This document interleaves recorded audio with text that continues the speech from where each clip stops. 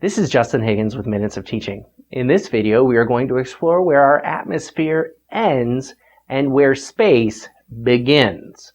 What is space? How that relates to atmospheric density and the accepted boundary of where space starts, the Kármán line. Space is pretty empty. Here on Earth, it's hard to imagine not being surrounded by a constant swarm of invisible particles.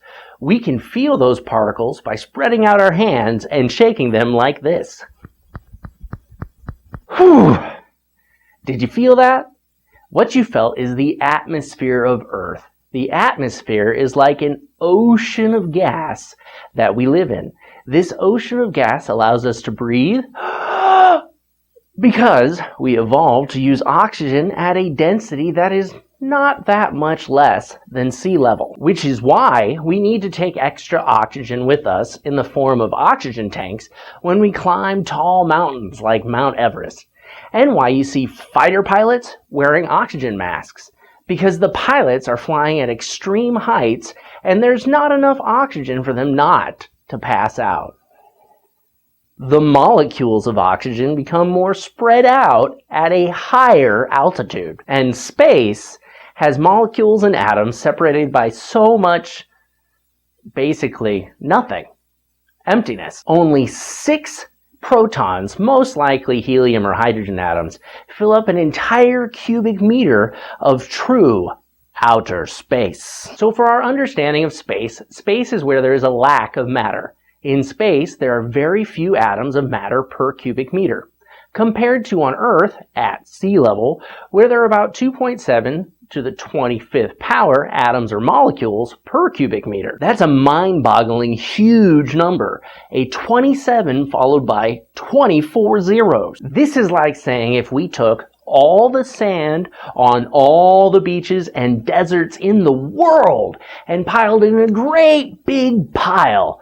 A single grain of sand would contain more matter than the vacuum of space compared to all the other sand for the entire Earth. And that's making a huge assumption that we are only talking about the smallest element, probably hydrogen, maybe a little bit of helium thrown in. Space is empty. Lucky for us, matter likes to clump together due to gravity, which is why we have atmospheric density. The gravity of Earth attracts all the gases that make up our atmosphere, compressing it the closer we get to Earth's surface. It compresses so much that this much mass,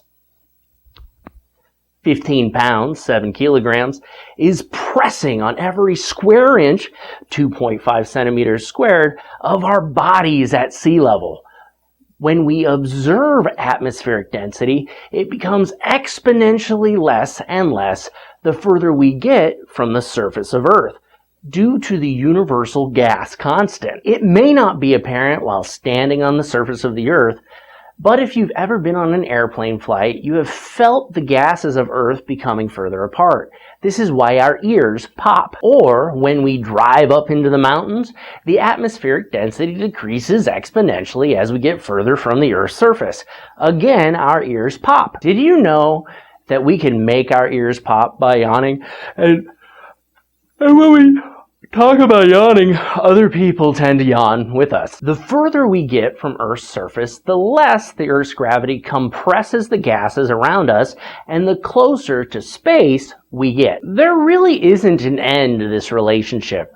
There will always be some gases around us, no matter how far we are from Earth. The question is, where does space start? As humans, we need a defined line between our atmosphere and space, just like a finish line.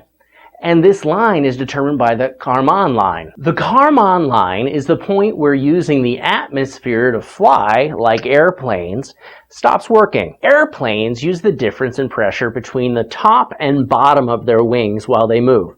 If there's not enough pressure, there can't be a difference in pressure and your airplane isn't going to fly. At about 100 kilometers above our planet, you stop being able to use the atmospheric density of Earth to allow for flight and start to mix lines between an airplane and a rocket that has enough velocity to achieve orbit. Concept Review. Space is the absence of molecules and atoms.